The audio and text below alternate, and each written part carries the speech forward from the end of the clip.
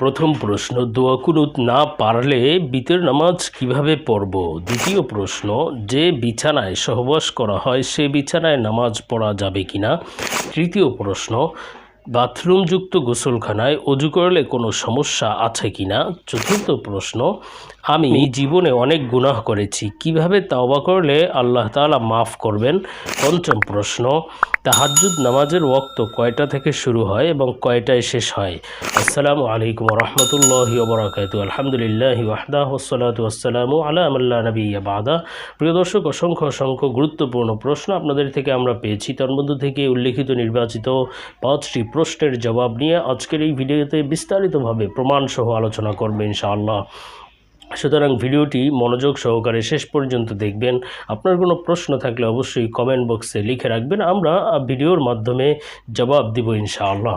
তো প্রিয় দর্শক, আমরা আলোচনা করব প্রমাণসহ আমাদের এই 5টি মাসালা কোন কোন কিতাব থেকে আলোচনা করেছি, তথা আমাদের আলোচনার প্রামাণ্য গ্রন্থসমূহ কি কি, দলিলসমূহ কি কি, দলিল প্রমাণ কি, তো আমরা আলোচনা করেছি ফাতাওয়া হিন্দিয়া কিতাবের 1 নম্বর খণ্ডের 170 নম্বর পৃষ্ঠা, আল মুহিতুল বুরহানি কিতাবের 2 নম্বর খণ্ডের 270 নম্বর পৃষ্ঠা, এবং আল বাহরুর রাইক কিতাবের 2 নম্বর খণ্ডের 24 নম্বর পৃষ্ঠা, এবং সহিহ মুসলিম হাদিস নম্বর 490, এবং সহিহ বুখারী হাদিস নম্বর 812, এবং ফাতাওয়া শামি কিতাবের 1 নম্বর খণ্ডের 242 নম্বর পৃষ্ঠা, এবং মারাকিল ফালাহ কিতাবের 52 নম্বর পৃষ্ঠা, এবং ফাতাওয়া আলমগিরি কিতাবের 5 নম্বর খণ্ডের 315 নম্বর পৃষ্ঠা, এবং সূরা হুদের আয়াত নম্বর 90, এবং সূরা তাহরিমের আয়াত নম্বর 8, এবং সহিহ বুখারী হাদিস নম্বর 3420, এবং সহিহ মুসলিমের হাদিস নম্বর 755। তো এই কিতাবগুলোয় আমাদের উল্লেখিত মালাগুলো আলোচনা করা হয়েছে। তো প্রিয় দর্শক,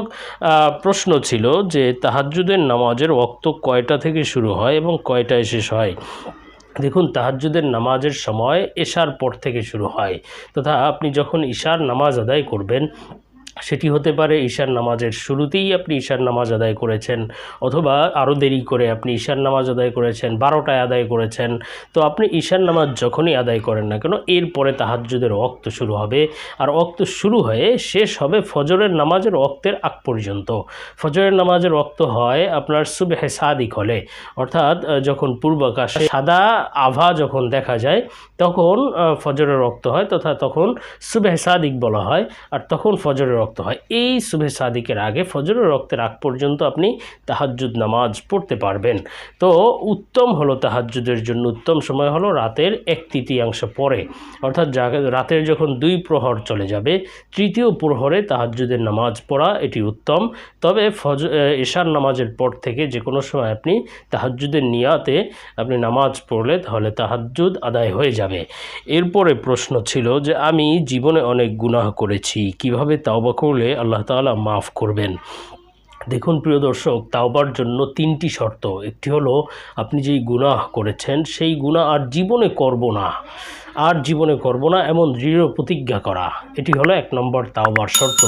দ্বিতীয় শর্ত হলো যেই গুনাহ আমি করেছি সেই জন্য লজ্জিত হওয়া, অনুতপ্ত হওয়া, আল্লাহ তাআলার কাছে লজ্জা, যে আমি লজ্জিত হয়েছি, আল্লাহ আমি অনেক গুনাহ করেছি, এই লজ্জাটা ভিতরে থাকা, অনুতাপটা থাকা, অনুতপ্ত হওয়া।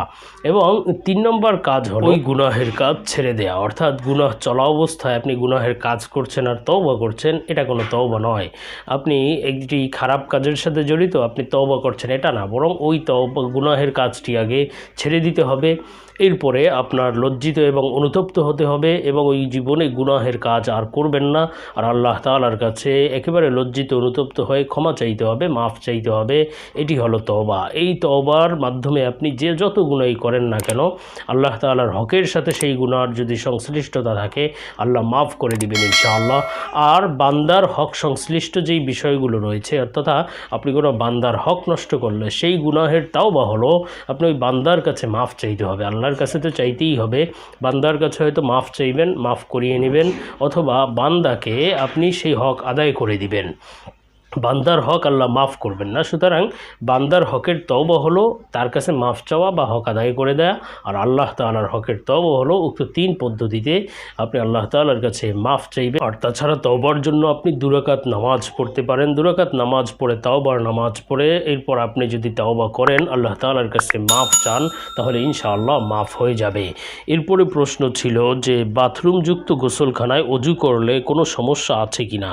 দেখুন, বাথরুমযুক্ত গোসলখানায় অজু করলে কোনো সমস্যা তো নেই, তবে যদি বাথরুম এবং গোসলখানা দুটি আলাদা অংশে থাকে, তথা বাথরুম এক জায়গায় এবং সেখান থেকে নেমে সাধারণত শহর অঞ্চলে যেটা দেখা যায় যে বাথরুমের অংশটাকে উঁচু করে দেওয়া হয়, গোসলখানার অংশটা নিচু থাকে।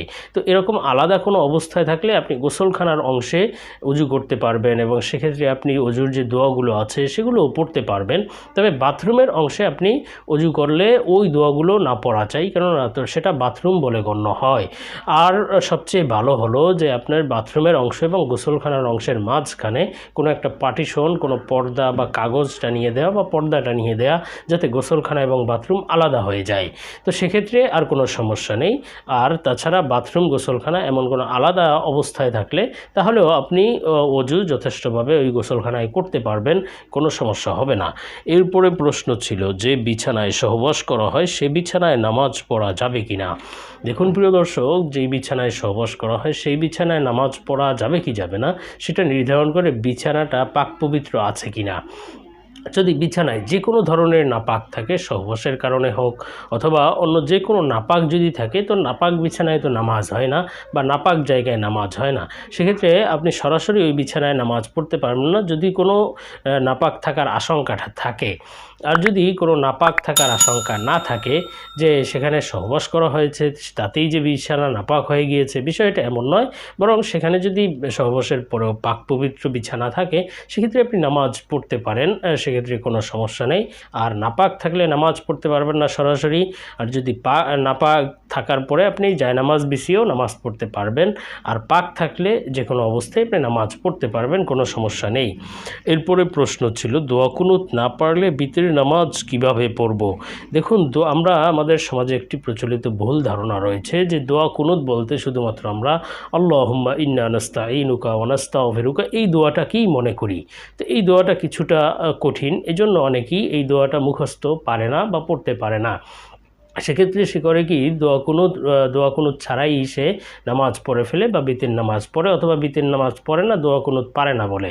এটি একটি ভুল ধারণা। দোয়া কুনুত বলতে শুধু এই দোয়াটিই পড়তে হবে, এছাড়া নামাজ হবে না, বিষয়টি এমন নয়। বরং আপনি যে কোনো দোয়া, কোরআন হাদিসে যেই দোয়াগুলো বর্ণিত রয়েছে সেই দোয়াগুলো দিয়ে যদি আপনি দোয়া কুনুত পড়েন বা কুনুত করেন, তাহলে আপনার নামাজ হয়ে যাবে এবং ওয়াজিব আদায় হয়ে যাবে। যদিও এই দোয়াটি পড়া ভালো, কেননা হাদিসের মধ্যে রাসূল সাল্লাল্লাহু আলাইহি সাল্লাম থেকে এই দোয়াটি তিনি পড়তেন বলে বর্ণিত রয়েছে।